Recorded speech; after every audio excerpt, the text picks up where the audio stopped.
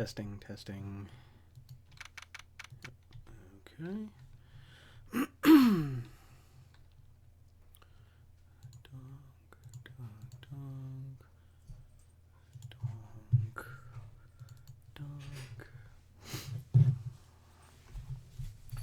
And where's my glasses? Here's my glasses. Donk. Okay. I don't believe that. Yeah. But you need to figure out how to get that to be an accurate count. Okay. Late, but that's okay. Okay.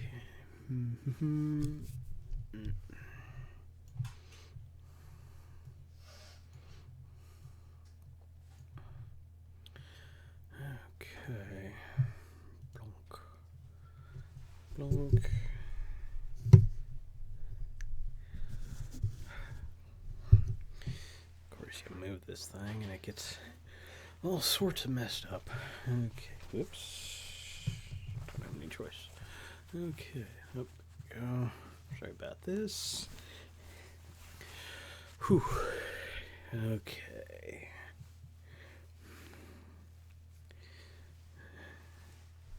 Actually, you know what? That's a good point. Why don't I bring this over here? Bring that over there. No, I don't like that. Okay. Blunk.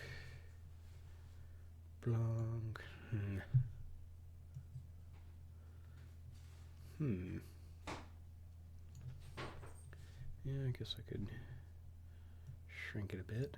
Nope, that's as far as it goes. Okay.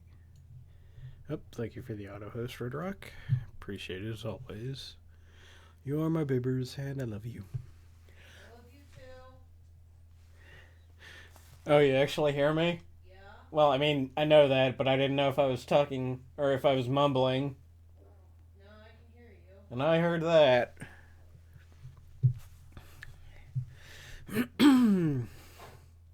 Alrighty.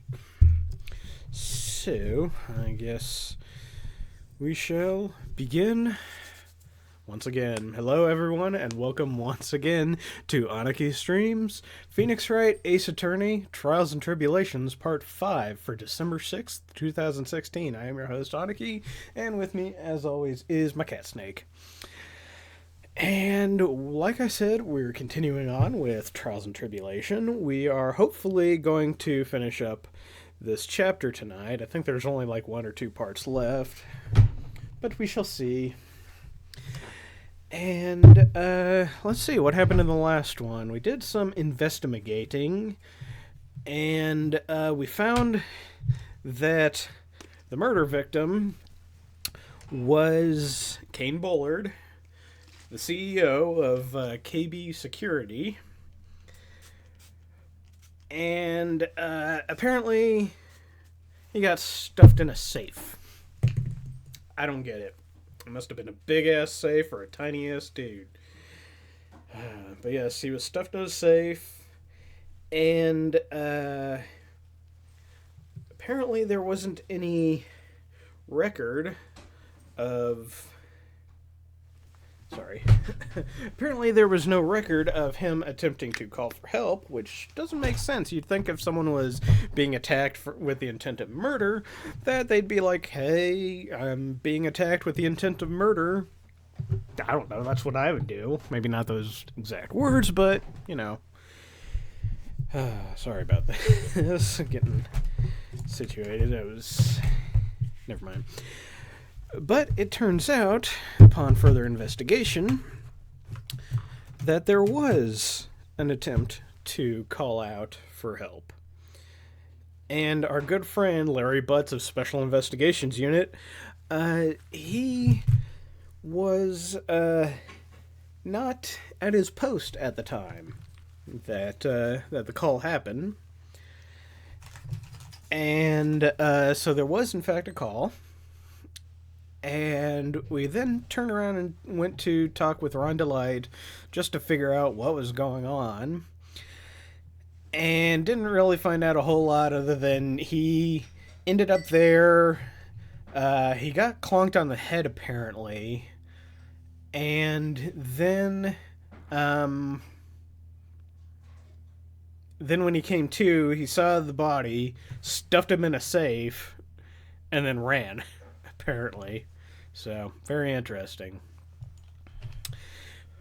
And we also found out that Adrian Andrews was the one who fixed the urn, and was also and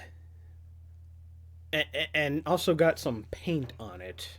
Apparently, she accidentally broke the urn, fixed it, got it back to how it actually is supposed to look, but didn't clean it off, and there was still paint on it. So it'll be interesting to see how that gets brought up in the trial today. And so let us continue, shall we? We shall. October 14th, 9:41 a.m. District Court, Defendant Lobby Number 4. Never a good sign. Hey, Nick! Oh, what is it this time?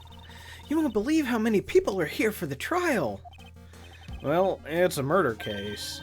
What are you talking about? They're here for the trial next door. Next door? Why don't you know this, Nick? They're having Detective Atmey's trial today. Detective Atmey? They say they're going to try him as mask to mask. Already? That was fast. Boy, I'd love to see Mask to Mask's trial. I know. By the way, where's Pearls? Oh, she went back home. She says she can't neglect her training anymore. I know you don't like me. Pearls has really gotten into her training lately, huh? Yeah, ever since that incident last year. Please don't ignore me. Oh, Mr. Delight, good morning. No one likes me. No one would notice me even if I killed someone. Come on, don't be silly. Wait a second. You don't mean you're the murderer? No, I'm just a poor thief. No, wait, that's not right. A thief can't really be poor. Can't really be poo, but there is a very, very faint R there.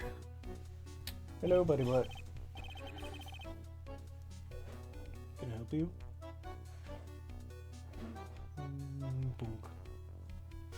Kitty butt. Now, let's see. According to Mr. Delight, from his second crime on, he was following a bunch of set plans. Plans that someone had been sending to him to help him commit these heists. Do you think there's a connection between the thief and the murder, Nick? No, couldn't possibly. It's possible, but today's trial is a race against the clock. Huh? How come? Let's just take our time like always. I'm afraid that's not an option.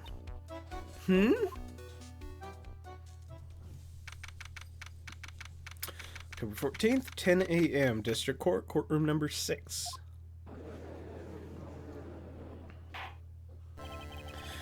Court is now in session for the trial of Mr. Ron Delight. Defense is ready, Your Honor.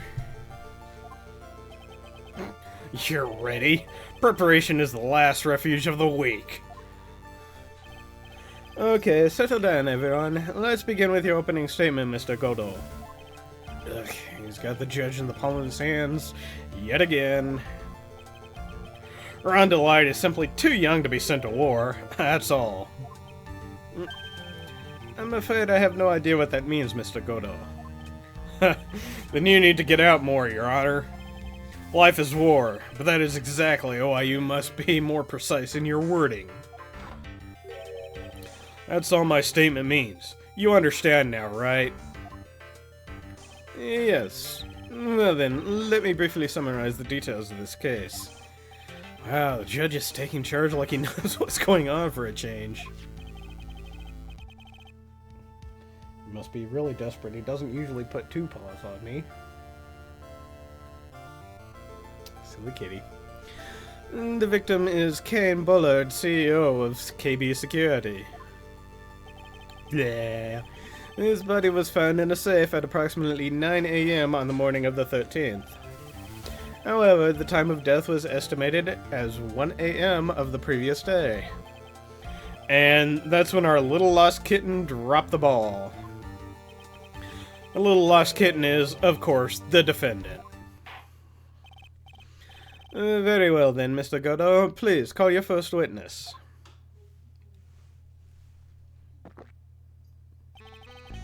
Never drink more than 17 cups of coffee during any given trial. But the first one is always the best. Mr. Godot, you a witness? Okay then, let's hear what the defendant, Mr. Ron Delight, has to say for himself. The defendant. Well, Mr. Wright, does the defense have any objections? It may be a bit of a disadvantage having the defendant testify, but... I remember when Mia was defending me. She allowed me to testify so she could do the cross-examination. She put a lot of trust in me back then. Not anymore, because she's kind of dead now. We have no objections, Your Honor. The defense will allow Mr. Delight to testify. You've got guts, trite. Alright then. Mr. Ron Delight, please take the stand.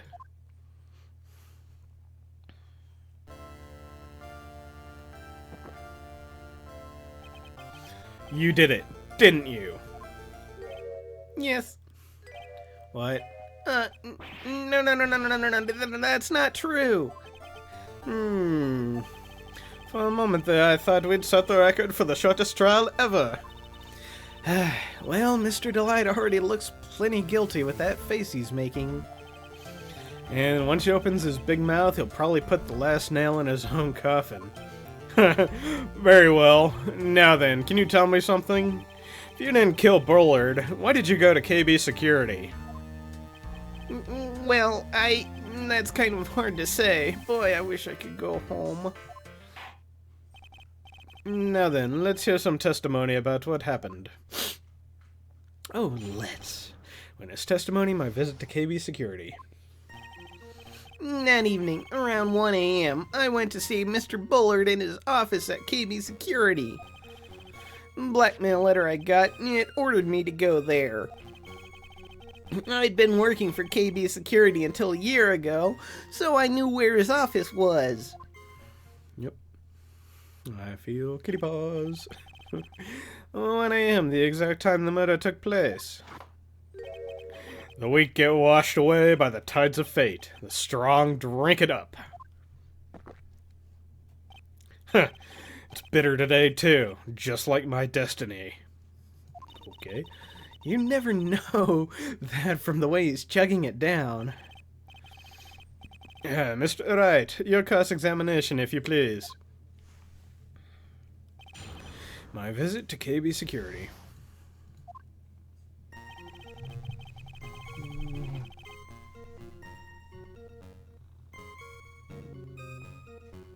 Can I help you, buddy? Okay.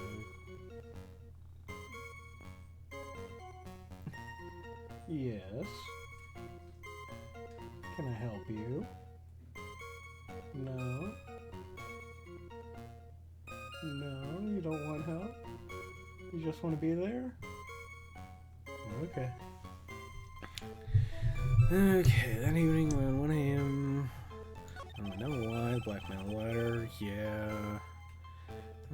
Good, dude.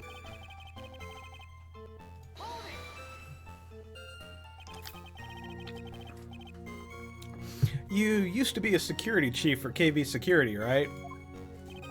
Yes, that's right. A security chief, you? And yet, a year ago, you were fired without notice. Revenge for an old grudge? A perfect motive for murder, wouldn't you say? This isn't good. Maybe I should change the subject. Well, why was he fired?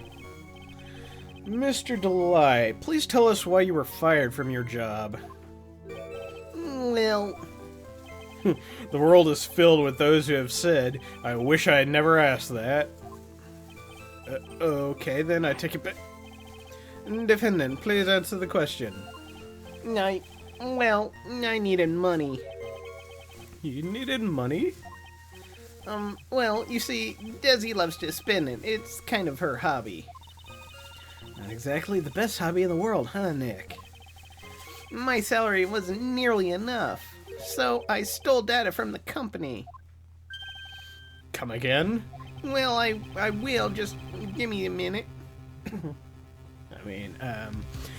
KB Security has a lot of security info on all sorts of companies. And since I was the security team chief, You stole some data and sold it. Mr. Bullard found out and I was fired immediately. What? I wish I had never asked that. I was somehow able to keep it a secret and made it seem like I had quit on my own. What is it, Nick? You don't look so good. Someone who brings harm to their company is fired as punishment. You'd do well to remember that. He sure told you. So, you admit that you stole data from your company, is that correct? Yes, I'm sorry. This is a very important fact. Please, add it to your testimony. Oh man, this whole thing took a big turn for the worse, crashed and blew up. It's gonna take the jaws of light to rid this case from the clutches of disaster.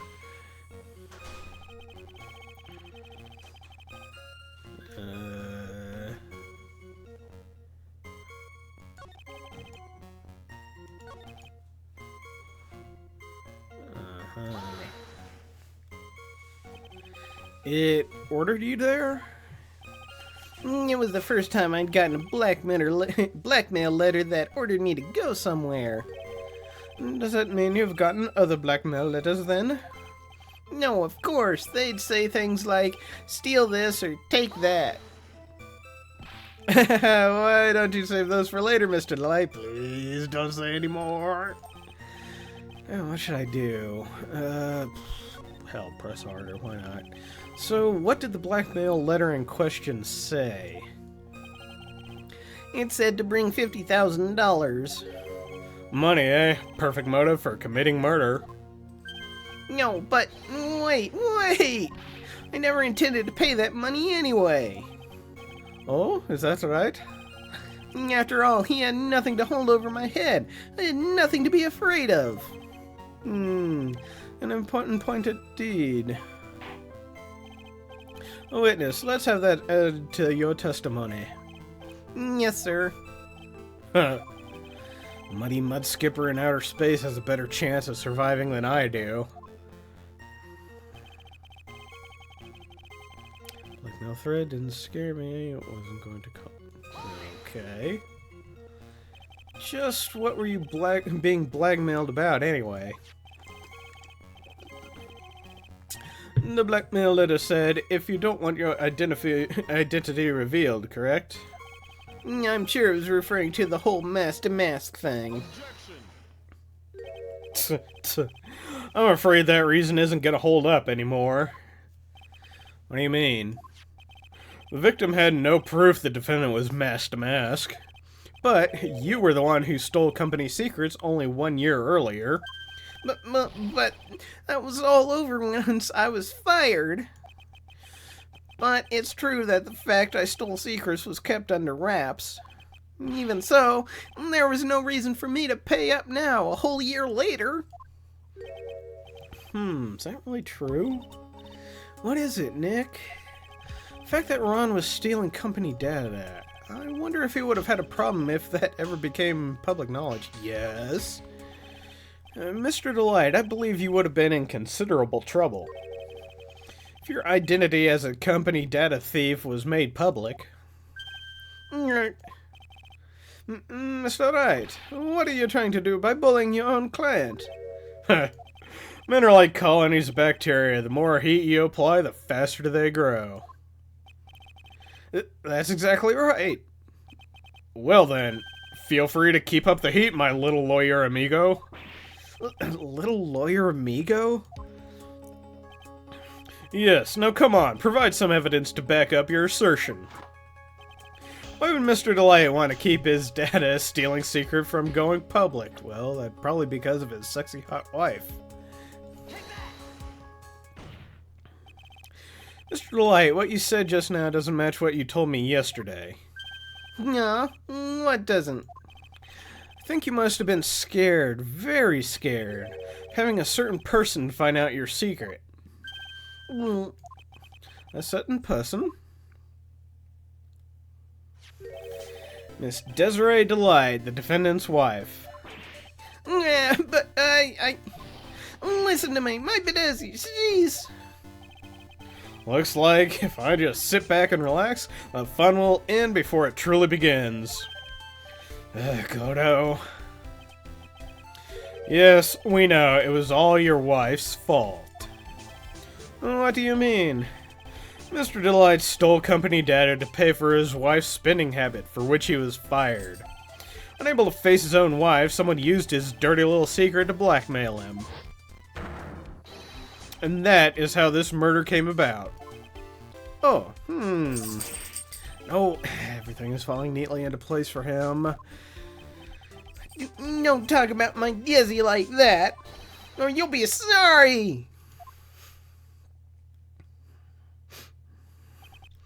Well, it seems that we've learned a great deal of things here so far. What do you think, Nick? I didn't think it was possible to get so thoroughly whipped in just 20 minutes.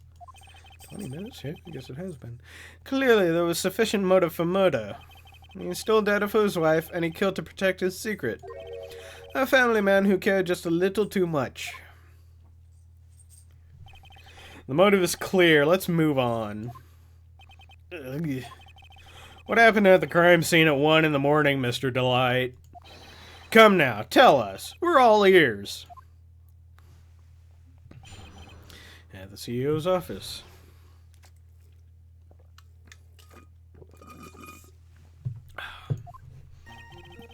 When I entered the office, there was a suspicious shadow there. Suddenly, I was hit on the forehead, and after that, I remember being a bit dazed. And if I hadn't been wearing that, I would have been killed. When I came to, Mr. Bullard was lying there, dead.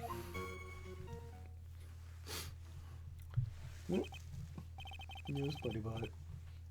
You are the true star of the show. You were cute and cuddly. Yes. Such a good kitty. Alright, enough of that. I see. Suddenly hit on the forehead, huh? I believe the detective from yesterday provided a similar theory. Testimony, excuse me. He said that Master Mass struck him on the head from behind. Of course, since Atme turned out to be the culprit himself, that was all a lie. No one's gonna believe a pathetic lie like that. What are you saying? I was really attacked. We'll find out if what you have to say is true or not during the cross-examination. Got that, Mr. Trite? Don't go easy just because he's your client. If I see any sign that you are, I'll treat you to another cup of my special blend. You don't need to worry about that, Mr. Godo. I have faith in Ron. I know he didn't do it. At the CEO's office. Suspicious shadow there. Something was on the forehead. I hadn't been wearing that. That what? That? Could you please clarify what you're referring to? My Master Mask costume, of course. Wait just a moment. Master Mask? Huh? Oh, did I forget to mention it before? Just to be on the safe side, I dressed as Master Mask. And then I descended upon the office. You descended? I thought it was on the first floor. Whatever. And then I decided upon the office of the CEO of KB Security. What? Nick, did you know about this? He never told me this. I don't recall him ever mentioning it to me either. Even I didn't know that. Seems our little friend really loves to keep secrets. I'm sorry, I just never had a chance to mention it up until now. Wait, that's not right. You know how sometimes things just slip your mind? My sixth cup of coffee is staring up at me coldly. At any rate, we can't ignore this new piece of information. Witness, please correct your testimony. I'd have been killed if I hadn't been... Why were you dressed up as Master Mask? Why, because I'm Master Mask, of course. Oh, what are you talking about? Master Mask's trial is being held next door. Yes, I guess so. Anyway, that time, I thought I was being blackmailed over the Master Mask issue. So I thought I should go as him, just to be safe. Oh boy, oh boy. Let me tell you, it's a real pain to move around with that cape. That's why it took a lot longer than I'd expected. Took a lot longer? What is he talking about? Hey, babies. What do you mean by took a lot longer? Oh, opening the safe, of course. My cape got caught on the safe door, you see. This all happened when I was hiding Mr. Bullard's body. What was that? Back up a second. Yes? You are the one that hid the body in the safe? Well, yeah. Inconceivable! I can't do the, crap, what was his name? Wallace Shawn. I can't do the Wallace Shawn voice, sorry. Why? Just why? What reason could you have? What were you thinking? Question. When does someone toss their dirty shorts in the washing machine? What? The answer is simple. When they take them off. I don't. As usual, I have no idea what you're saying. You mean that Mr. Delight hid the body because he's the murderer? So you're not as stupid as you look. His metaphor this time was really obscure. Mr. Wright, you don't mean that you knew about this whole safe business, do you? Well, yes. Why am I the only one not in the loop here? Witness, make sure you add this to your testimony. Yes, sir. Uh-oh, looks like a storm front is moving in over the fair-weather judge. Panicked and hid the body in the safe. Took about 10 minutes. Oh, shit. Took about 10 minutes. Q2, Mr. Bullard was lying there dead. He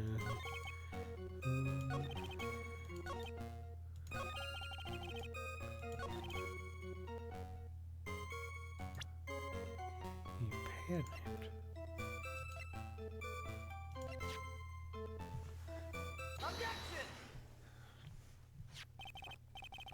Your Honor, could you take a look at this record? And what might this be? Record for the emergency buzzer that connects the CEO's office to security. If the button in the office is pressed, a security team is supposed to come running. ... And according to this record, the buzzer was pushed once at 10:02 or 1:02 a.m. What? If Mr. Ron Delight truly was the murderer. Oh, excuse me. He would have ran as soon as that buzzer sounded. After all, the security guard would have been heading his way. Huh. Let's remember who we're dealing with here. He probably had no idea there was a security personnel in the building. Up until 1 year ago, my client was working as the chief of security. There's no way he wouldn't have known about them. But, as it turns out, the guard never came. It was nothing more than a coincidence. The fact that the guard was a pathetic loser who had just gotten punched in the face by his ex's new boyfriend and wasn't anywhere in the vicinity was not something Mr. Delight could have known. Again, remember who we're dealing with here. It's a sure bet that Mr. Delight didn't even notice the buzzer going off. This buzzer is extremely loud. There is no way he could have ignored something like that. If he had been conscious, that is. Conscious? What do you mean by that? Ugh. Fine, let's hear your theory. Remember the defendant's testimony. The moment he entered the victim's office, someone attacked him. Mr. Delight said he felt dazed. I'm willing to wager that he was knocked unconscious for at least a few minutes. Unconscious? So he fainted? That's why Mr. Delight didn't know that the buzzer had sounded. And that's why he thought he had time to hide the body. So, what are you trying to say? Mr. Delight was knocked out, and the buzzer went off soon afterwards. Now, unless my client was able to hit the buzzer while he was unconscious, it can only mean that there was another person in the room.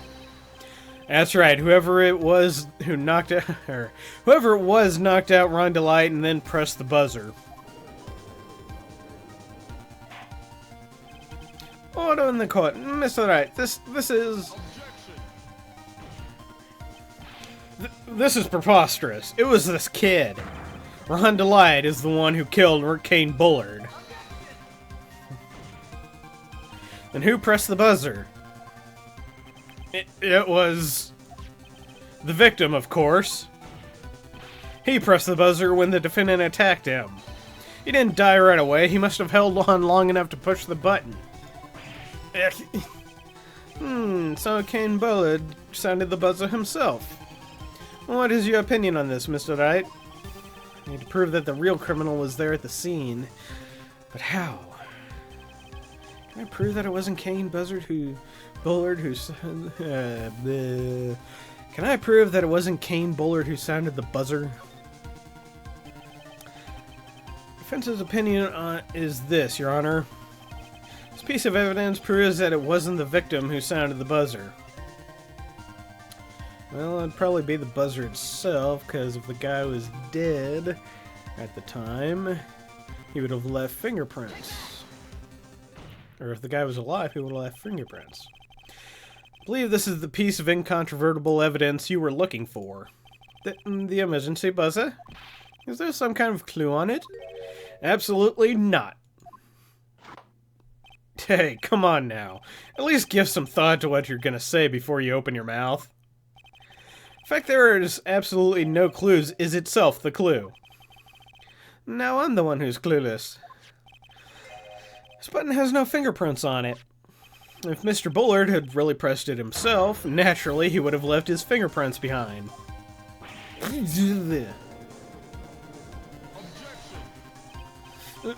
Ron Delight obviously wiped them off. Why would he? A guard could have come at any moment. He touched the button. I know he did. The defendant, Mr. Delight, was dressed as mask to mask. And mask to mask always wears gloves. What reason could he possibly have to wipe the button free of fingerprints? That's a good point. Order, order, order! It would seem I've been forced to eat crow. I wonder what blend number crow-flavored coffee is. However, if the real killer was there at the scene, why would that person press the emergency buzzer? Shouldn't they have run away without putting themselves in extra danger?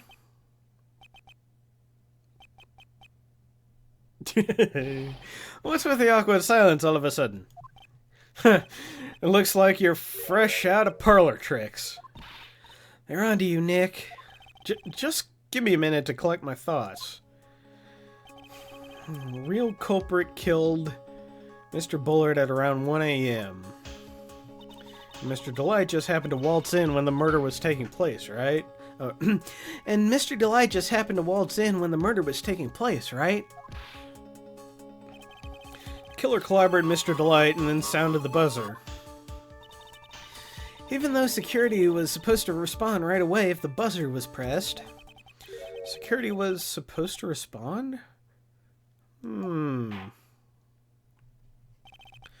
Time's up, Mr. Wright. Let's hear what you have to say. Very well, then. Oh, you've got some guts. I like that in an opponent. Why did the real killer sound the emergency buzzer? It calls the security guard. Killer knew that if they pressed that button, a guard would come running. And that was exactly what they wanted. Do you mean to say the killer called the guard on purpose? Yes, although as it turns out, he never showed up. Because he was getting his clock cleaned at the time. Huh, what a touching story.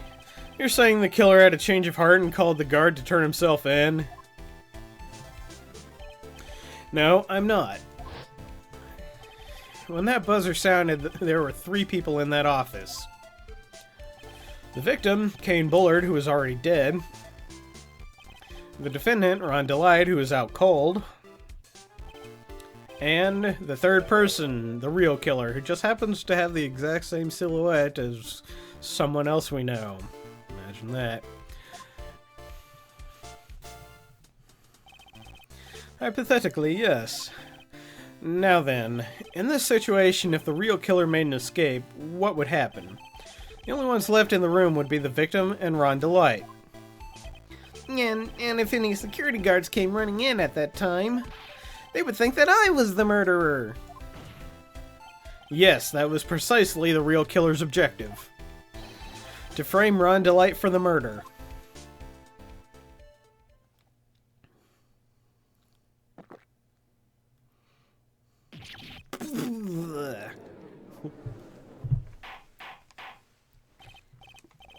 Order! Order! Order! It would seem I've been made to eat my words once again. Actually, you've been made to do a spit take with a cup of coffee. Mr. Wright, who was it? Who was it that tried to frame me?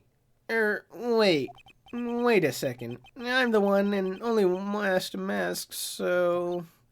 Nick, you mean the real killer is... We're gonna drag that person in here right now. But, who is it? I don't have any solid proof yet, but think about it. The killer knew Mr. Delight's identity, and they also knew that he had been called to KB security that night. So, the killer used him to execute a well-crafted plan to murder Kane Bullard. Now then, let's hear your accusation, Mr. Wright. Who was it that framed Mr. Ron Delight for the murder of Kane Bullard? Well, I'm gonna say Mr. Luke Atme. Detective Luke Atme. He's the only one who could have done it.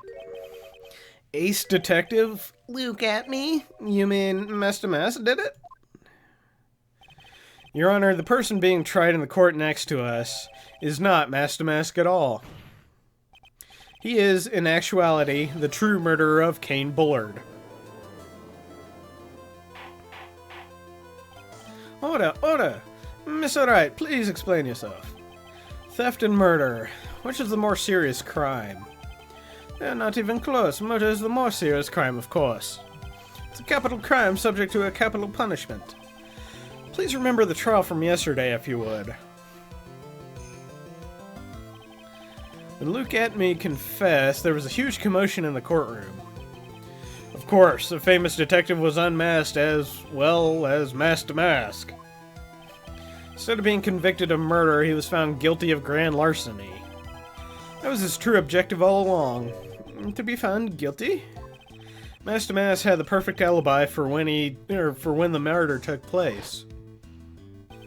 He was stealing the urn at Lordly Taylor. In other words, being found guilty as Master Mask.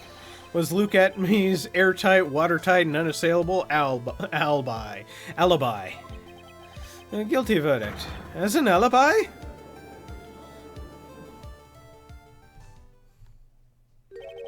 You know, it's almost time.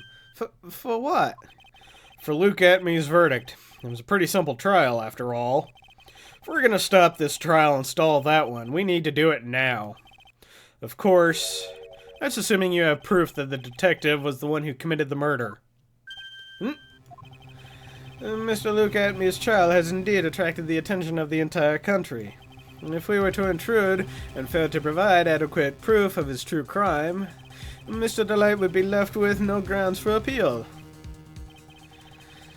Am I really sure about this? Huh. I bet it's only good when your life's the ante. Mr. Wright, I believe in you. Mr. Delight. So please, I'm begging you. Thanks, but my decision will determine the rest of your life. Can I really risk your life like this? Phoenix. What was that? Don't stray, Phoenix. For your client, take the path of trust. That voice, it sounded like Mia. Your Honor, the defense requests an immediate recess. Huh. So that's your answer, huh? Very well, I've decided as well. This court will now take a 20-minute recess. Mr. Wright, when we return, please summon Mr. Luke Atmey to the stand. Yes, Your Honor. 14th, 11:58 a.m. District Court, courtroom number 5. Oh shit, what's his voice? Well, damn it, does he have the exact same voice as Ron Delight? well, Sir Detective Atmey. Yep, I guess he does, okay. I have to say, Mr. Payne, you performed splendidly. No, Sir Detective Atmey. You were the one who,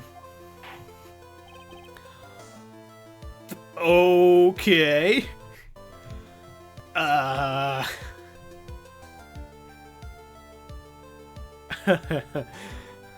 Well, what voice should I give this guy?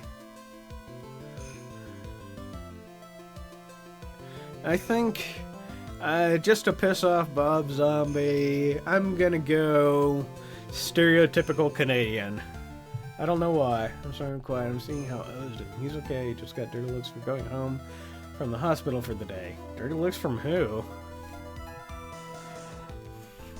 That's enough, little loser, eh?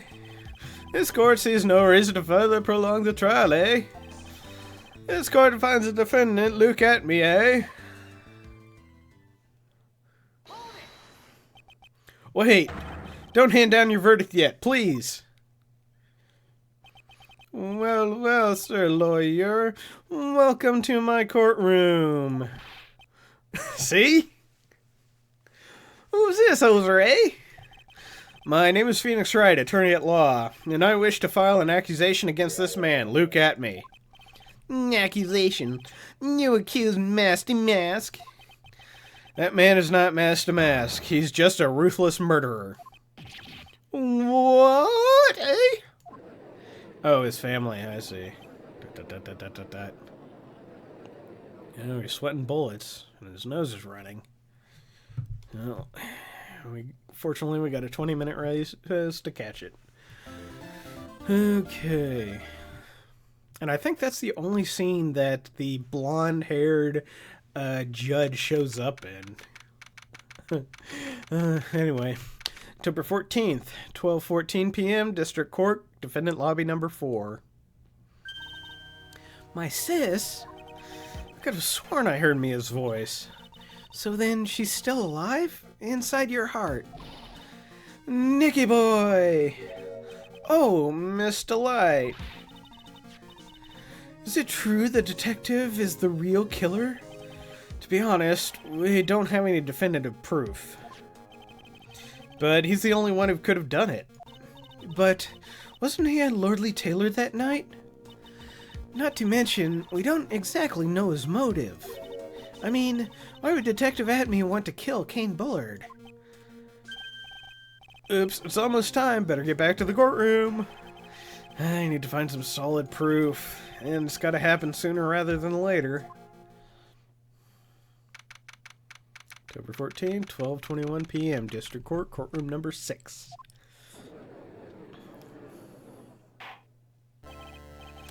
Now then, the court is back in session, eh? Sorry, I had to. Mr. Luke Atme, please take the stand. Well, how do you do, Sir Lawyer? I never would have thought to see you acting so recklessly. Couldn't let them hand down your verdict just yet. Not when it would have given you the perfect alibi. An alibi by the name of Master Mask. I'm sorry, I'm afraid even the great Luke Atme has no idea what you mean. Of course, I have been in the next courtroom ever since 10 o'clock this morning. I'm afraid there's no way I could know what's been going on in here. You've been in the defendant's seat all day long, correct? Being tried as Master Mask. Indeed, it's truly child's play to fool the ignorant masses. Not only did the poor fools ask me to protect their valuables, they even gave me a generous reward upon returning their own property to them. Take this red diamond ring that sparkles upon my divine finger, for example. So you continue to insist that you are, in fact, Master Mask? Of course. Very well then, look at me. Let us begin this simple question. On October 12th at 1 a.m., Kane Bullard was murdered. Where were you at that time? One without knowledge lacks even the knowledge that he should be ashamed of himself. But don't worry, I will not hold it against you, Sir Judge. Thanks. Alright, Mr. Atme, the night of the murder. Speak. We're listening. As you wish, Sir Prosecutor. Witness testimony, the alibi.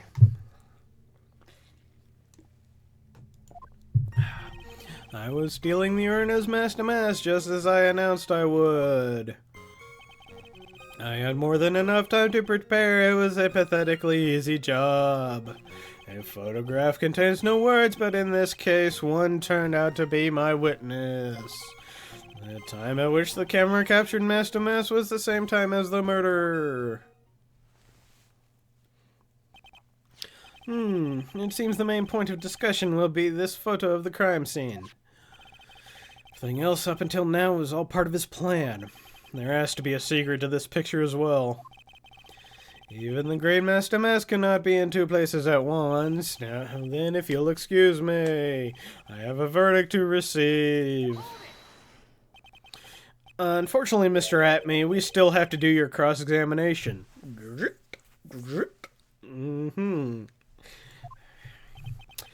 A fool is too foolish to know that he is a fool. I am taking acting lessons from Franziska von Karma. I think he's trying to say that you're full of it, Nick. The only thing that's full of it is his alibi. Cross-examination, the alibi. Yeah. More than enough time to prepare this pathetically easy job. I believe Adrian Andrews hired you at one point. That's right, that was over 20 days ago, if I'm not mistaken. You sent the calling card to Lordly Taylor 10 days before the heist. That would mean you sent out the card after you began your security watch, right? Indeed, there was no reason why I couldn't do both jobs at once. It was the perfect opportunity to steal my latest target. I see, you truly are evil, aren't you? Yes, evil is what I am. Hey, Nick, isn't there something odd about this? Hmm?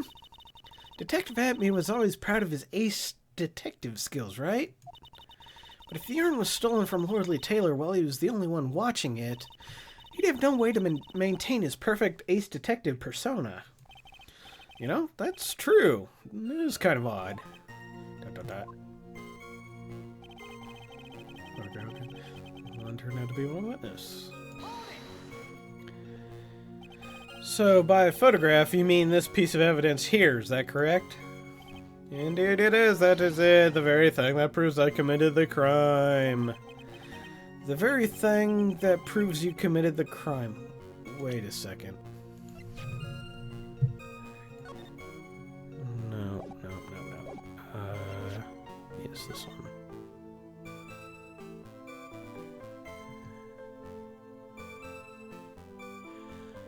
I just now noticed this. There's no paint on the box. Yep. This wasn't done at the night of the scene. And, the statue of Mystic Ami was over this once it arrived, which was when we first showed up, and it was to cover the splotches on the paint. Okay, yep, there we go. The very thing that proves you committed the crime. When you think about it, it's really odd. You say that almost as if you had this picture taken on purpose. Objection. He was simply caught by the very camera that he set up. We all have days like that. Indeed, it turned out that there was no such thing as the perfect crime after all. Life is truly an ironic thing, a sad blue melody. Looks like I'd better gather more information for now. If he's truly the killer, there's gotta be something phony in that photo. Wait a minute.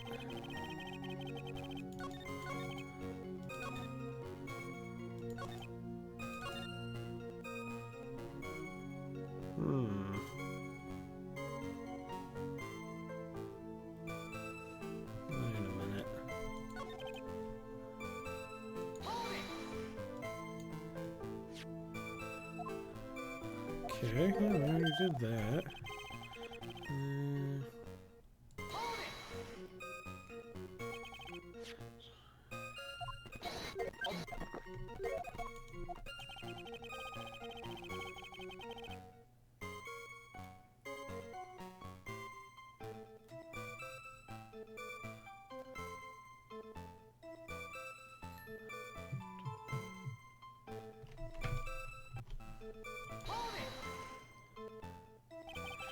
Not the camera that took this photograph. Oh, come now, it's all too clear what you're thinking. Huh? You think I altered the timestamp on the photograph, don't you? I'm afraid that's impossible. The camera was set up by Lordly Taylor, and on top of that, it was Lordly Taylor's staff that printed that picture's data. Unfortunately for the defense, there's no way that picture could have been altered. I see. Looks like I better find something else that could be suspicious. So, this alibi is false? Has to be, or he couldn't have killed Mr. Bullard at KB Security. But I'm not really spotting anything unusual.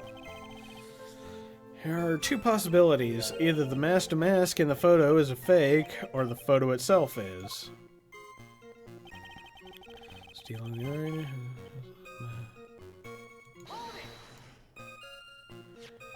So this photograph is the proof, right? Indeed it is. And the man in the photo is certainly wearing a mask. That is why I'm called Mask to Mask. But conveniently, that also means there is no way to tell who this really is. You has a shits. Well, you better get to the toilet. Oh, what do you mean? Huh. Are you saying that this is not, in fact, Luke Atme? That it could be an accomplice dressed up as Mask to Mask to create an alibi? Oh ho, what an interesting idea. Are you saying that I, Lone Wolf Luke, had an accomplice? No. Luke at me was at KB Security during the murder. And the master mask in this picture has to be a fake. And then there really was an accomplice. But right now I have no idea who it was. I don't have any idea right now either. Baseless objections are just what that guy wants. As soon as I said something, he left. Of course. There's got to be another way, and I'm gonna find it. I don't have time to prepare. Believe Adrian Andrews hired you at one point.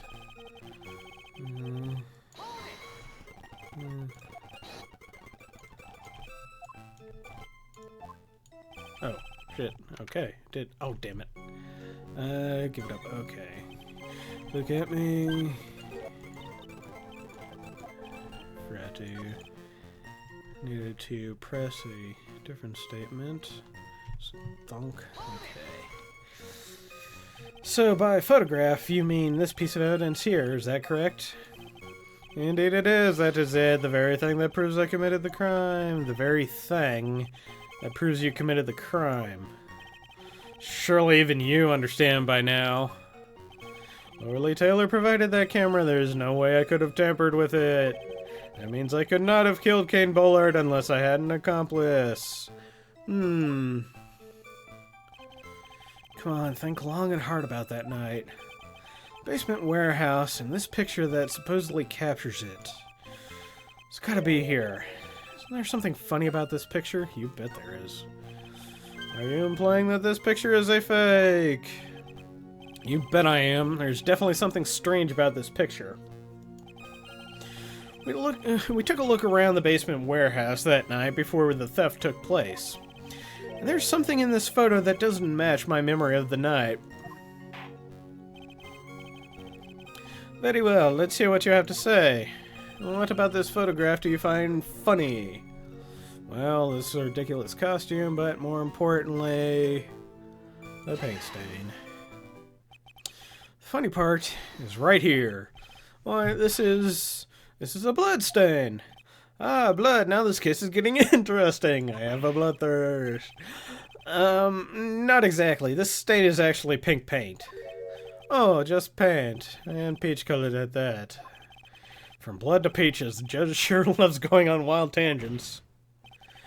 Problem with this photograph is not the paint. Problem is, when you consider the layout of the basement warehouse, turns out that something that should be there is nowhere to be seen.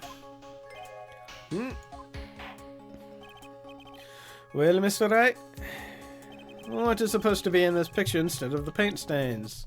Well, that's the Army Faye statue. Supervisor of the treasure exhibit stated the following. Well, there's a good reason for that. On the day of the crime around noon, that golden statue just happened to arrive from the mountain training hall. Realized that the statue would be the perfect size for covering up the paint stains. Peaches. That's why I put it where you first saw it. I myself was there the night the theft took place, and saw the statue in that spot. If this picture was truly taken on that night, then that statue should have been there. But when I went there the day after the theft, that statue of the old bag was sitting in the corner. Perhaps it was somehow pushed there accidentally? Your Honor, this statue is slightly larger than yourself and quite heavy. It would take more than an accidental push to move that distance. In that case, could you prove it? Can you give us the rhyme and reason as to why that statue was moved that night? Can you do it, Mr. Nick? Never mind who moved it. The real question is, why did they move it? Well, Mr. Wright, I hope you are prepared with your answer. Now then, who was the one that moved the golden statue on the night of the crime? Well, it's gonna have to be Luke at me. The one who moved the statue is none other than Luke at me. Come now, sir lawyer. There you go again on one of your strange delusions. Mr. Wright, what basis do you have for your strange delusions? As It's very simple. The witness was the only one in the basement warehouse that night. That is indeed very simple, however. Why would I want to move a heavy golden statue? Reason for moving the golden statue. Here's where our battle really begins. Well, Mr. Wright, what reason did the witness have to move that statue? Reason can be found here in this photograph. One second. Ow, ow, ow, ow. Look at me. You pretended to be Master Mask to create an alibi showing you were at Lordly Taylor that night. But this photograph contains a single fatal flaw. If the statue had been there, your lie would be exposed like a cheap film at drugstore. Exposed like cheap film at a drugstore. Oh, that reminds me, sweetie, we gotta go to Walgreens tomorrow. That is why you moved the statue. A single fatal flaw? Interesting theory. Please enlighten us. Just where in the picture does this lie exist? Well, I'm gonna have to say the timestamp. Naturally, the lie in the photo is the timestamp. What do you mean? I'll tell you exactly what I mean. On the night in question, Luke at me went to KB Security and murdered Kane Bullard. Therefore, it's obvious. It would have been impossible for him to have been at Lordly Taylor at this time.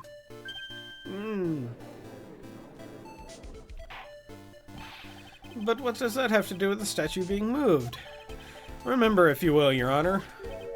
When was this statue placed beside the warehouse door? Well, the statue was taken down to the warehouse on the day of the crime, and it was placed there in order to cover up the paint. Exactly. Luke at me had already decided on the time when he was going to kill the victim.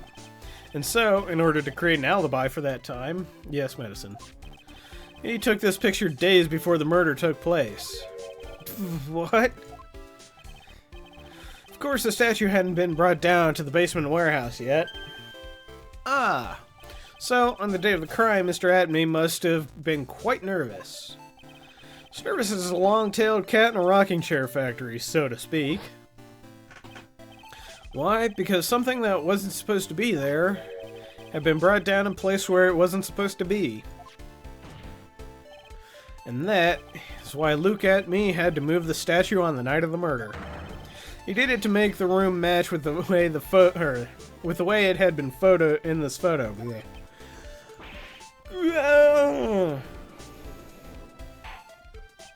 Order, Mr. Atme, is this true?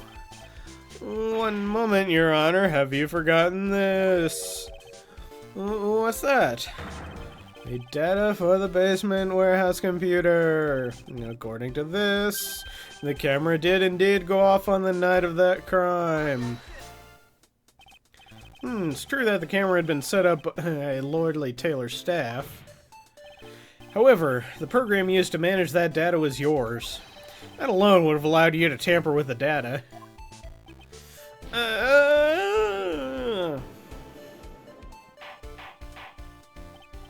Order, Mr. Godo, what is the meaning of this? Is he gonna spit take again?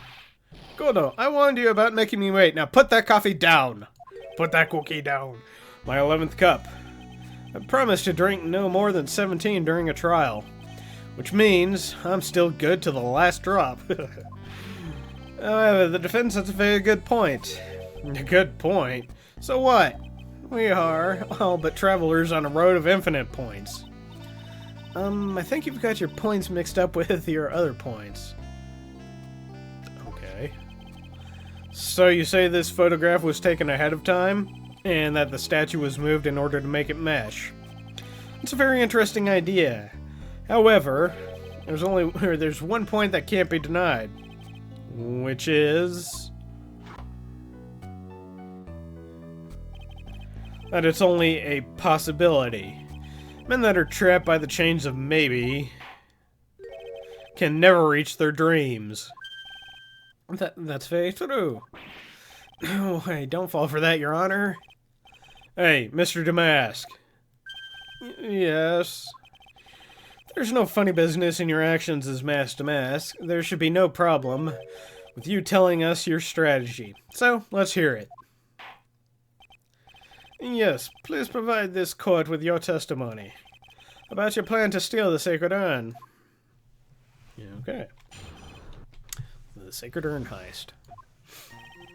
I first received the request from Lordly Taylor about 20 days ago. The urn was placed in a box in Zvari. It was then sent to the warehouse.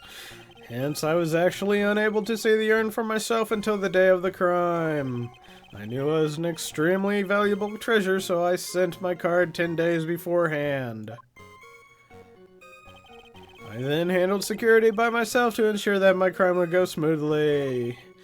Last, I held the urn in my hands for the first time at 1 a.m. on October 12th. That's pretty much all the stuff we've heard before, isn't it? Yeah, but we'll find the truth hidden in the nuggets of new information you gave. Witness, you sure there are no mistakes this time? Zvari! Is that a yes or a no? Very well then, Mr. Wright, you may begin your cross-examination. Sacred Urn heist. Wait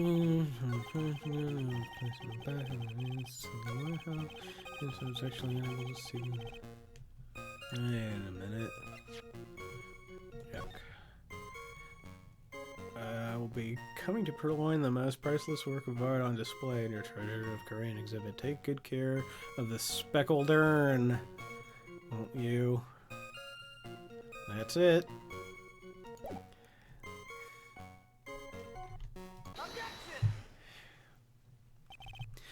Mr. Atme, if you really are a Mask to Mask, then you also wrote this calling card, correct?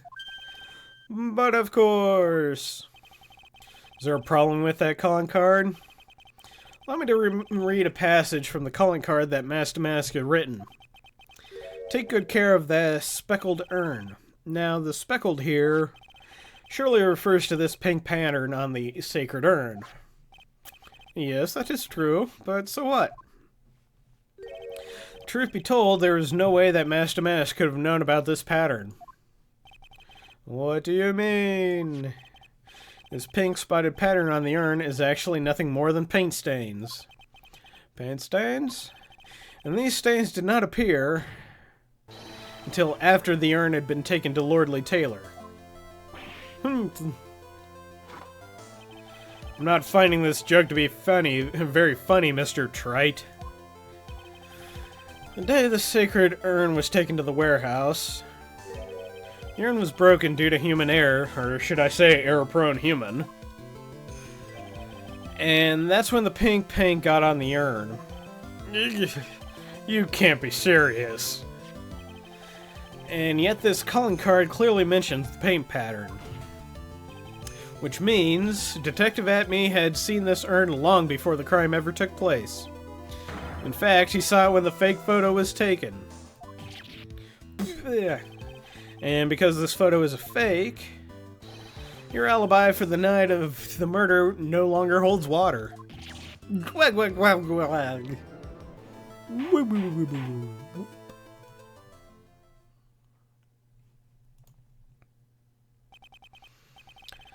Witness, do you have anything to say for yourself?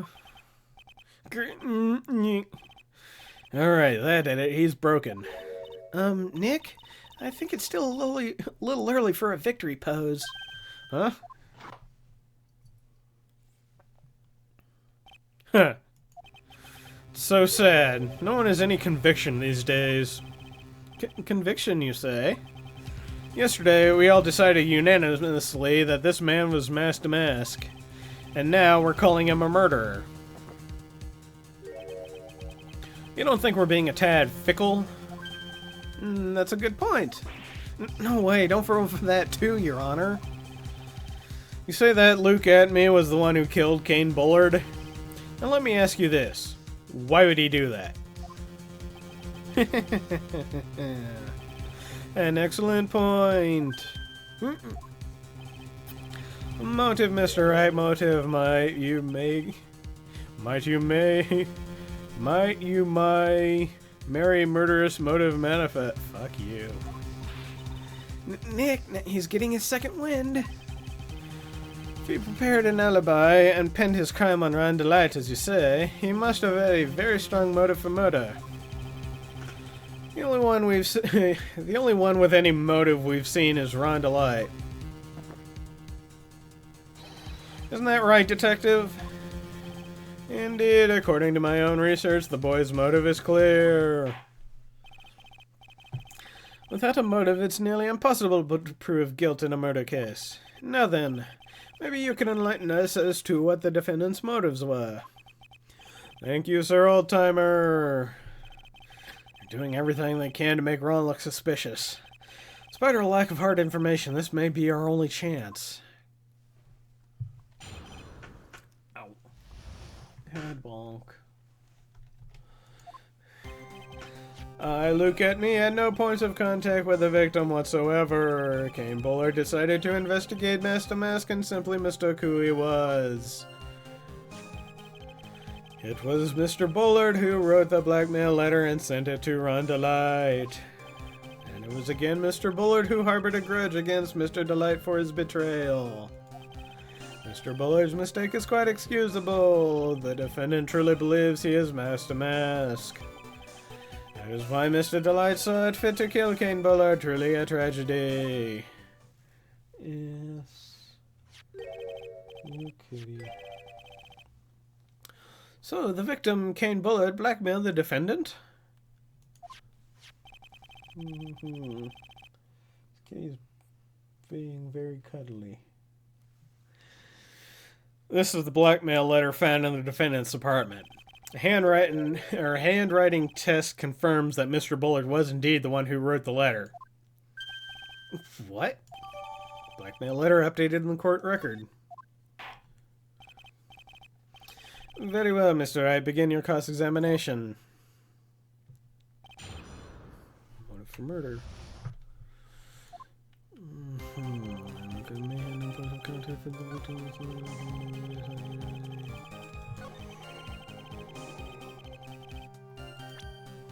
This letter?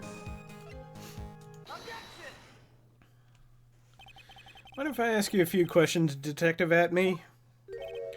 Well, if that's just a few, I guess it's alright. When you said that this letter was addressed to Ron Delight, I couldn't help but notice one major contradiction. Contradiction. I don't know where a walking contradiction like you gets off saying things like that. You're the one to talk. Times like these, men are made to express themselves with their fists. Why don't you show us what you've got there, Junior? Indeed, time to man up, Mr. Wright. Show us the contradicting evidence in the content of the blackmail letter. Well, I think that would have to be the newspaper clippings. Take a good look at this newspaper clipping. Contains a picture of the Tear of Ammonon, the stolen jewel. What about it? The problem is the jewel's color. Color? I'm not much for discussing color myself. I don't see color. Anything about that statement is kind of correct. Anyway, according to the clipping, the color of the stolen jewel was blue. However, in the blackmail letter, a totally different jewel is mentioned. I'll take that red diamond you received the other day. Red? Which means the red diamond described in the blackmail letter is not the Tear of Ammonon that Master Mask stole at all. Objection. And your point is, Mr. Trite? So you're trying to say that this blackmail letter was intended for someone else? That is what you're trying to say, right, Trite? That's what you're saying, trying to say, right, Mr. Wright? Well, that's what you're trying to say, right, Nick? Yes. This is who Kane Bullard was actually blackmailing. And it'll probably be Luke at me. Naturally, it was you, Detective Atme. Do you have some sort of basis for that claim? You have been personally involved in every single mask-to-mask case. And in the last case, you recovered what was stolen, and received a jewel as your reward. A jewel? Probably the one wrapped conspicuously around your finger. That red diamond ring. That is the diamond referred to in the letter, which means that Kane Bullard wrote that letter in order to blackmail you.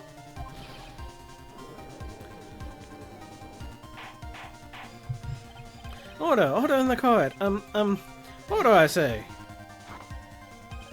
It seems you've gone too far with your childish pranks, Mr. Trite. Uh-oh, I don't like the way you said that. Kane Bullard blackmailing Luke at me? Are you for real? Yes, I am. Nick, come on, stand up to him. And answer me this. The blackmail letter contains the following passage. If you don't want your identity revealed to the world... Yes, it certainly does. Kane Bullard threatened to make Luke Atmey's identity public knowledge. An identity he wanted to keep a secret. So just what was that identity? Atmey killed Kane Bullard because he was afraid of his secret becoming known. What was the identity he wanted to keep secret?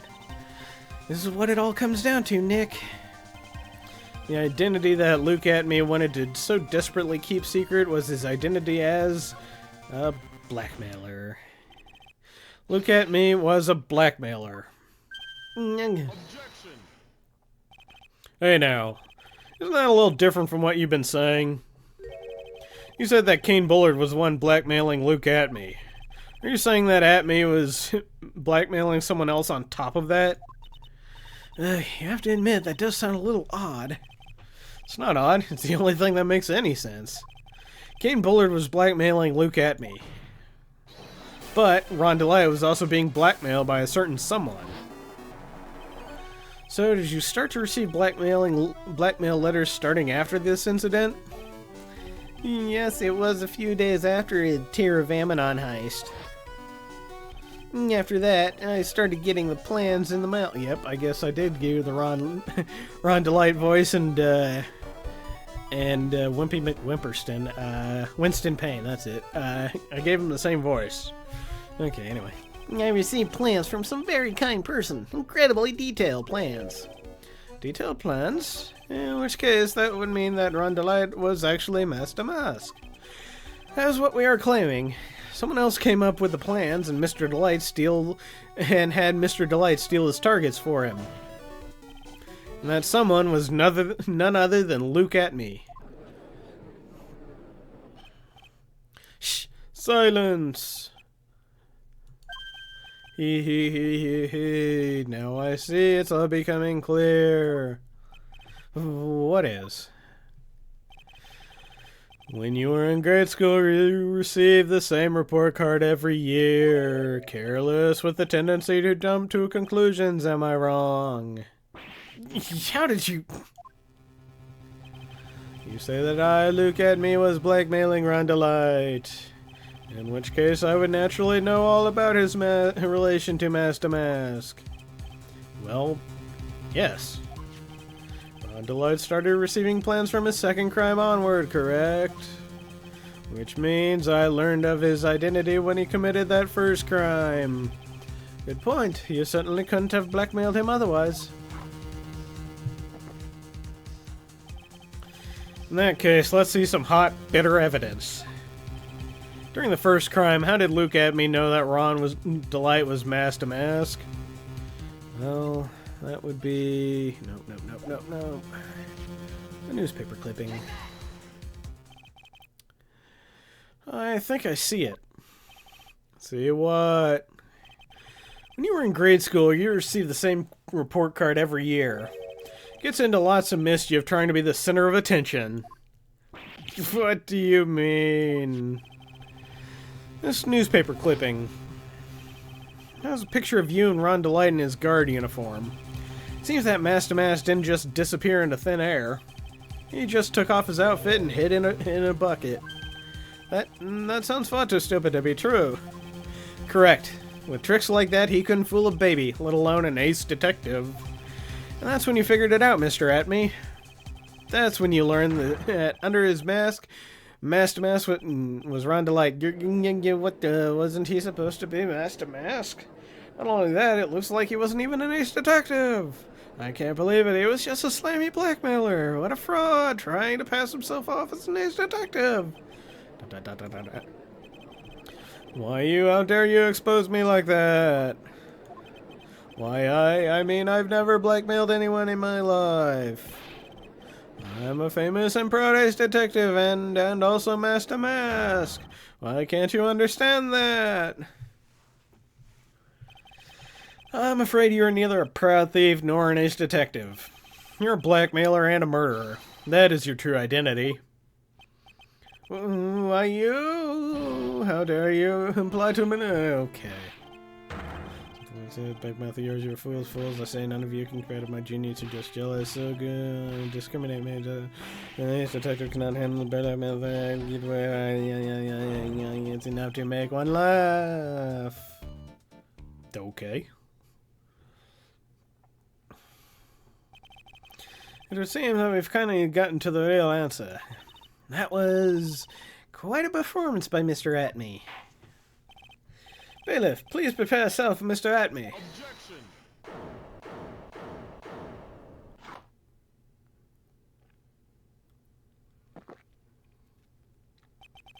The hammer, and strikes too fast as no time to aim. What do you mean? I'm already prepared to deliver my sentence. Allow me to say one thing. I will be the one to judge. You don't get much more in your face than that. It appears that your claws weren't quite sharp enough, Mr. Trite. Where do you... It's true that you've proven a lot of things. Things like Luke Atme was a filthy blackmailer. And that he wasn't at Lordly Taylor the night of the murder. That's right, that's why he was the one who killed Mr. Bull. But... there's still one thing you have yet to prove. And that's that. Just because he wasn't at the warehouse doesn't mean he was at the murder scene. Therefore, if you can't prove that this pitiful excuse for a man was at KB security, then I don't see how a verdict can be delivered. Oh, no way. Order in the court.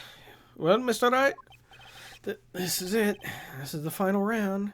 I've got to prove that Atme was at Mr. Bullard's office on that night. But can you really prove that? That's long enough. Mr. Trite, I want to hear your answer. That night, Luke Atme was at KB Security and the defense... No.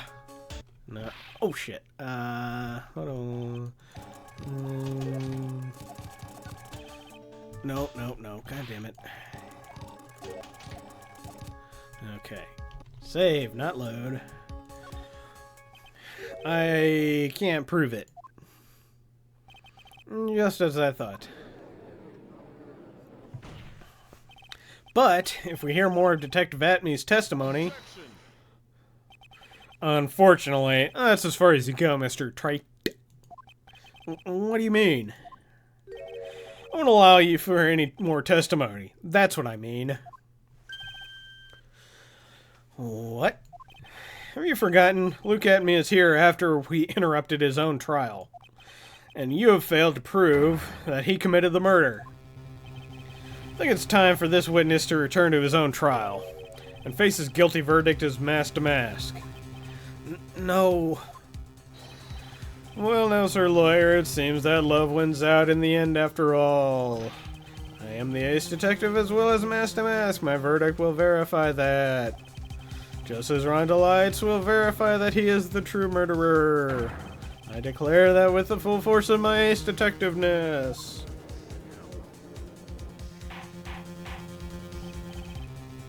Order in the court. That's enough deliberation over the witness. I can't believe this isn't butter at this rate. Ron is... Don't give up now, Nick. We still have tomorrow. We can look for more evidence and By then it'll be too late. Huh? Why? Double jeopardy. One of the basic rules of any court of law. Double jeopardy? Should a defendant be tried and found innocent in court, a defendant cannot be tried again for the same crime. This is a fundamental rule of all courts. And it applies to this witness as much as it applies to anyone else. Mr. Atme will be found guilty in a matter of minutes. Guilty as masked.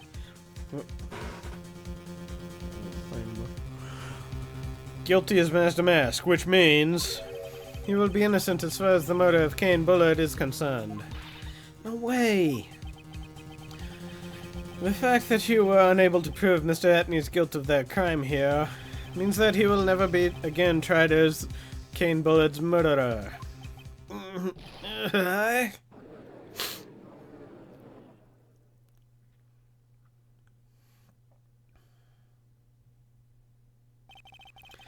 Now there's nothing I can possibly do to win. Even if Ron is proclaimed to be innocent, the real killer, Luke Atme, will go free. You have cross-examined every statement the witness has made here today. And as long as there is no more testimony, I'm afraid I have to declare that there will be no further questioning of this witness. Are there any objections?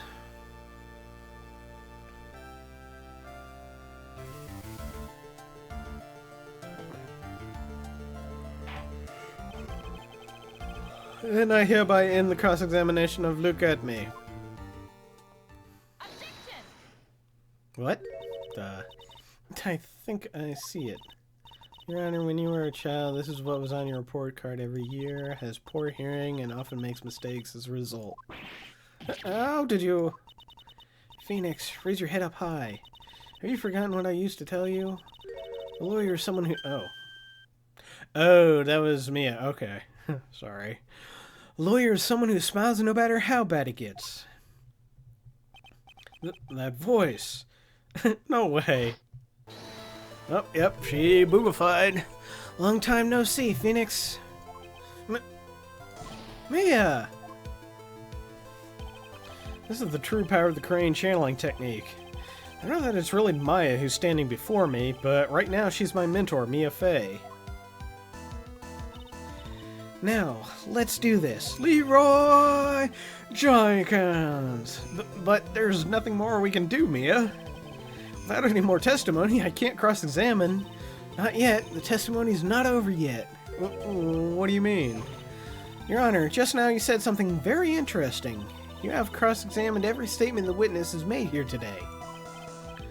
Yes, that's true, but... Unfortunately... Oh, excuse me. Unfortunately, Your Honor, you're forgetting something.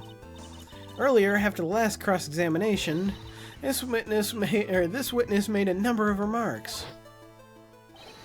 Well, now, sir, I am the ace detective, as well as my verdict will verify that.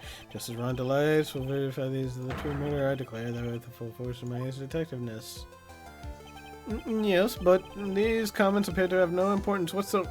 Very well. Then we shall improve their importance via cross-examination.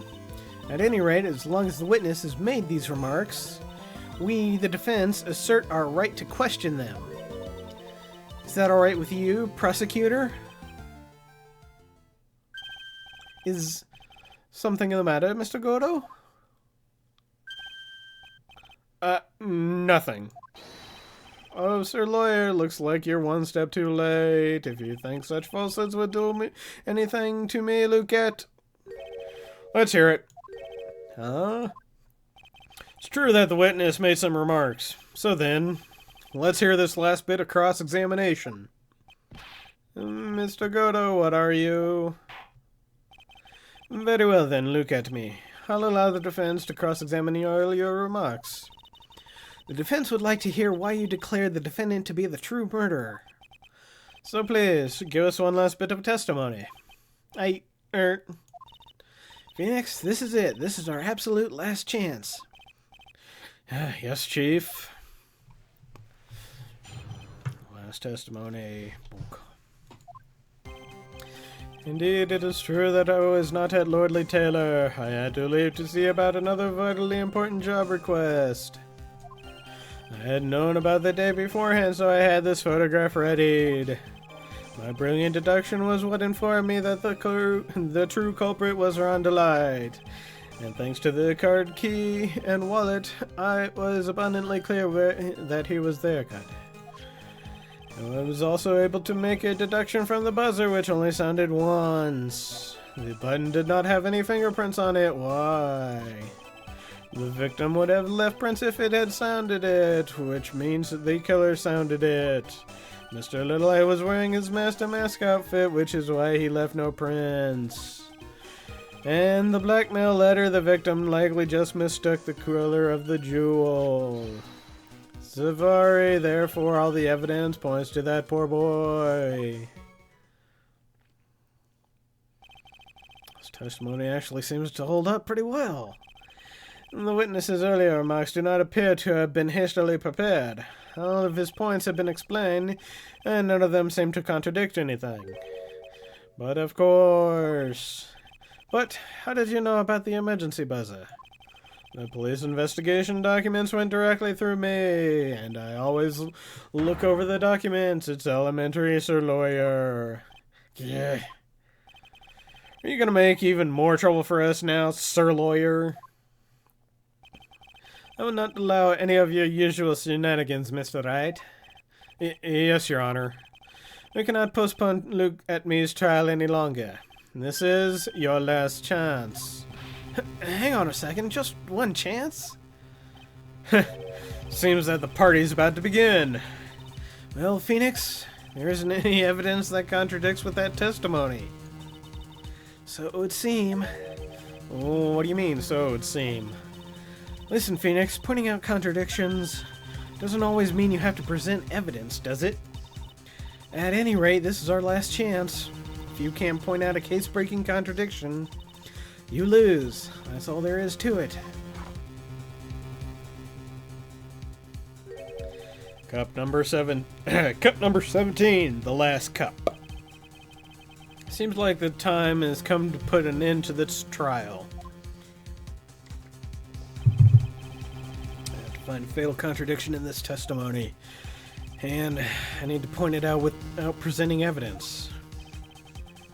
Which means all I can do is find the contradictory remark and press it. Remember, you only get one chance. Okay, so I'm gonna save state this because I have an idea where it is, but I might screw up. Okay, very well then, Mr. Wright. Please begin your final cross-examination. The last testimony.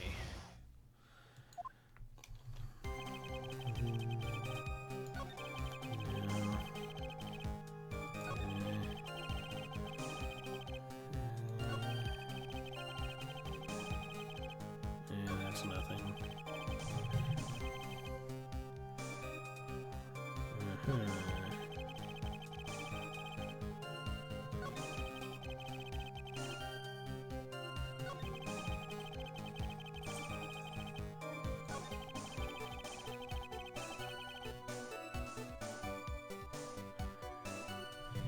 Wait a minute. Yep, that's it. Mr. Atme, about this last remark. You still don't get it, do you, Trite? And this is the time to be pressing the witness on... And this isn't the time to be pressing the witness on every little statement. I'm afraid you're the one who still doesn't get it, Mr. Gutto. What? Mr. Atme, it seems you have finally admitted that you were in the CEO's office on the night of the murder. How can you say that? Let's review your testimony, shall we, Mr. Atme? The button did not have any fingerprints on it. Why? Mr. Delight was wearing his mask-to-mask outfit. Isn't that correct? Indeed, that is what I said. My deductions are absolutely foolproof. More like your deductions prove that you're a fool. I'm sorry, whatever do you mean? For some reason, I'm starting to get really thirsty. When exactly did we learn that fact? Or the fact that Ron Delight was dressed up as Master Mask when he went to the scene of the crime? That was, it was just a few hours ago. Back when my sixth cup of coffee was looking at me with a cold stare. Oh, did I forget to mention before? I'm sorry, I just never had a chance to mention it up until now. That's right, the defendant had yet to tell anyone else this fact before this morning. Therefore, the only people who should know this are those who have been watching this trial. Grrrg. Do you understand now, Detective Atme? There's no way that you should have known about that.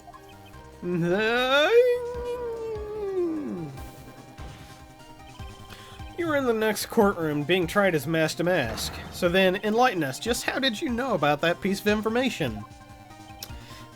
Well... Come on, the detective must have known about it. He probably had plenty of chances to find out beforehand. And it's those chances that I want to discuss next. That night, Mr. Delight was wearing his Master Mask outfit. There's one and only one way for Detective Atme to have found that out. Only one way, you say? Please remember, if you will, Mr. Delight's testimony. When I entered the office, there was a suspicious shadow there. Clock. For a second, my client witnessed the real killer. But Mr. Delight never saw him. There's no way to tell whether or not the real killer was Luke Atme. It's with that statement that I'll turn this case on its head. Just what are you implying? Mr. Delight saw the real killer, correct? Now, if you turn that statement around, it stands to follow that the real killer had also seen Ron Delight. Impossible.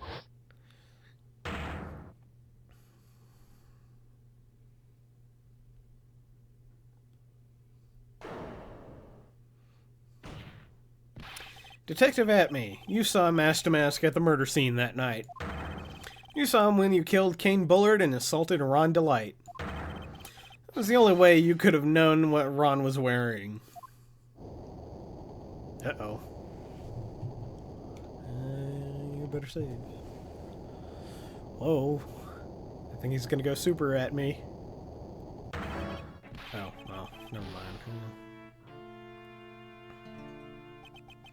Take a good look, everyone. Unable to find a rival worthy of my genius, I was forced to create one myself. Here I am, the tragic clown. That's the same line you gave yesterday. But I think there's a little more meaning behind it this time. Yeah.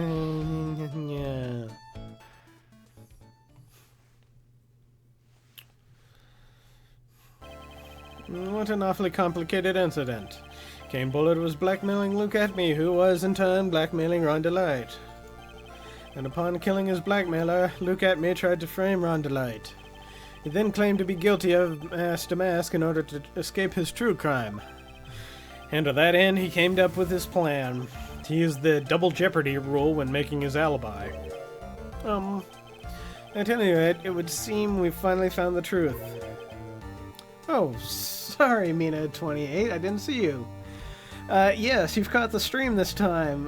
Why is his nose so long? Well, his nose is so long because he's a lying sack of poo. The game has so many twists and turns. Yes, it has so many twists and turns, and that's why it's called Turnabout Courtroom in Japan, Gakten Saiban. And yes, that's the whole thing about this, is that whenever, things look hopeless, you just gotta turn it on its head and look at it from a different perspective. And then you'll always figure out the truth in the end. Yes, to be fair, before you didn't start talking until it looks like 33 minutes before the last person talked, so it kind of became a little difficult to pay attention when I didn't think anyone was there. So, thank you for joining us, even though this is the end of the trial. And we'll be calling it for the night. But yes, good to see you, Mina 28. Happy to have you here. Excuse me? I came perilously close to besmirching the record of an innocent young man, besmirching him with the title of murderer. Don't ignore me! Oh, I didn't realize you were there. Why wouldn't he be? About the verdict. Yes, I was helping a friend on a PM, so I couldn't talk much. Yeah, that's fine. I know, you never committed any murder. That's right, I'm so glad you understand that, but I really am Master Mask. Huh? So, thanks to that trial yesterday, I'm innocent now, right? What was it you said? Double jeopardy? Now that you mention it, I've been careless. Careless? What do you think, Mia? As the defendant says, the rule of double jeopardy is absolute. A defendant can never be tried twice for a crime in which he was once found innocent. Then Master Mask is really innocent? For now, it would seem so. For now. I was coming to the end, bad luck. Game show. The game show you who the... Yeah, it usually does. This one, however, it doesn't. It usually actually only shows the murder in the first one, just to bring home the idea that, the person that's on trial isn't necessarily the person who did it, which is supposed to give you a hint as to how the rest of the game plays out. That didn't happen with this game, though. But that's for a different reason and a different story. But yeah, like in the first game, you see the dude with the dot on his head that claimed to be a door-to-door salesman, but was actually a robber, and he slammed the one chick with the statue of the Thinker. Yeah, you saw that. And in the second game, you see Phoenix out and about, and you see someone off to the side saying, I finally found that ringtone, or finally found that cell phone, or something like that. And then he gets conked on the head, which gives Phoenix some amnesia, and gives the excuse for an intro.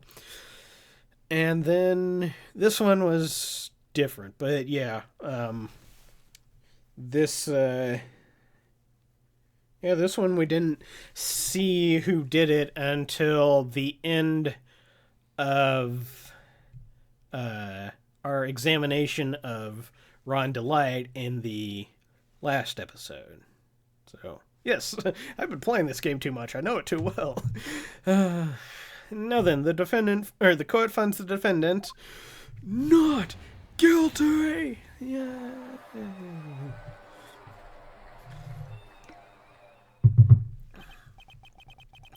Boy, this is really lucky. It isn't so good after all. You see, the thing is, I still am Master Mask after all. Alright, October 14th, 3:35 p.m., District Court, Defendant Lobby number 4. You did it, Nick. And you got... Thanks, Mia. I really wanted to see some D-cups before this trial was over, and you provided gloriously. I just wish you were in Pearl's outfit. Thanks, Mia. It's been a long time, hasn't it? Yeah, it's because Maya doesn't call on me much these days. Oh? I'm just joking, Phoenix. Don't take everything so seriously. But on the other hand, Maya, she seems kind of lost these days. You mean about becoming the master of the Karain channeling school? Becoming the master means saying goodbye to our mother. You mean Misty Faye? Watch over her, will you, Phoenix? Of course. Well then, see you around. Whoop. Mia. Mr. Wright. I don't know what to say. Congratulations, Mr. Delight. Thank you so much. No, wait. Nothing really matters anymore. Nothing really matters. Anyone can see. Come on, just be happy already, damn it. Maya, you've been cleared of murder charges and got off as mass to boot. Now go home and get off with your wife. But in exchange, I lost everything. Huh? What do you mean? Stealing security information from KB Security, becoming mask to mask. I did it all for one reason, for her. You mean your wife, Desiree? She hates criminals more than anything. Come to think of it, she was once held hostage by some robbers, wasn't she? She always said how she hated sneaky criminals. I knew that, but once I got fired from KB Security and lost all the money I had, she wouldn't have any reason to stay with me. I thought she would leave me for sure. So that's why you became mask to mask? Yes, but it's all over now. A broken bull can never be put back together. That's not true, right, Nick? Right. Really? Can we go back to the way things were? You'll be fine, and Nick can prove it. Uh-oh. I can? I kind of wish you would check with me first. Mr. Delight, even if a bowl is broken, there's always a way to put it back together. Well, it's gotta be the urn. The sacred urn? Desi was the one who found this. Desiree, your wife, she's always believed in you, Ron. That's why you'll be fine. You don't have to worry about anything. Ah, there you are. Miss Delight. You did it, Ronnie. You're innocent. I'm so happy.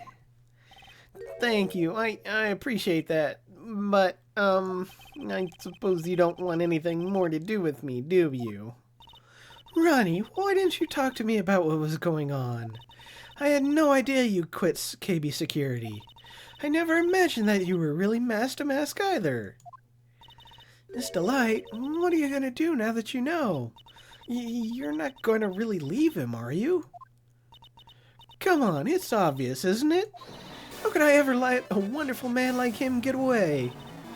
After all, my bike's really fast. So fast that there's no way he could ever get away. But didn't you say that you hated criminals? Oh, I only hate people who act all cowardly and sneaky. Like that detective. Oh, I see. My Ronnie went and declared his crimes before he committed them, like a man. I am a man! Okay. I just love a man who's so chivalrous. Chivalrous? I knew I was right about you. Every day I spent with you is filled with thrills and excitement. Desi. Desi, you really do love Ron, don't you? Nicky boy. Yes? I'm really glad I asked you to defend my Ronnie. Thank you so much. I'll never forget what you've done for us. Oh, well, take care of yourself. You too, Nicky boy. Now I'm gonna go home and rock his 4-foot world. I can feel my face going red. Mr. Nick, Mystic Maya, congratulations! Talk about bad timing. Mr. Nick, how could you, with another man's wife, in front of Mystic Maya? No, you've got it. I'll never forgive you, never, ever! Pearls. So, just as the case came to a close, so too did my consciousness. Ron said a broken bowl can never be put back together, but I know that's not true. I mean, just look. Aww. Here's a perfect example of one that was put back together even better than before. That is pretty good. Pearls is so cute. The stolen turnabout. The end. Okay. And there we are to the conclusion of another chapter. Next time, recipe for a turnabout, which is really good. I gotta figure out a camp voice. Ah, yes. A camp French voice, if I remember correctly. And an old man's voice. and a tiger's voice, and a creepy girl's voice. So, yes, next time I get to really extend my range of vocal abilities. And as this episode and previous ones have proven, I don't have any range whatsoever. I have 4 voices, and that's it. But that is next time. So join me, won't you, and see how I embarrass myself as much as possible for your entertainment on Aniki Streams on Thursday at 7 o'clock. That is -5 GMT. It is 8:51 p.m. now, my time, so you can adjust your schedules accordingly, and we shall see you then. Until then, thank you, Red Rock. No Bob Zombie, but that's okay. And thank you, Mina28. Thank you. It's a pleasure.